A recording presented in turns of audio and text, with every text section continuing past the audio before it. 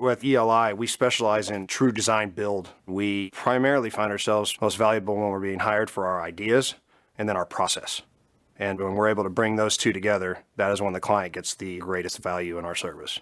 When they received more than they ever imagined and we actually conquered that project, it's a great feeling. The greatest level of satisfaction that I get, though, is when a client comes to me and says, your crews were so professional and so polite. We enjoyed working with them every single day. You can't put value on that. I got some pretty extreme hobbies: Brazilian jiu-jitsu, flying aircraft, an outdoorsman, love to hike, love to fish. Pretty much things that other people don't do because they take a lot of discipline to do. Those are the things I like to do. Those activities give me like a higher level of patience and willingness to work with people. My state in Texas is simply the economy and working atmosphere here. The folks here are great, Southern hospitality. You combine that with a growing state that's got a lot of construction activity. It's a great place to work.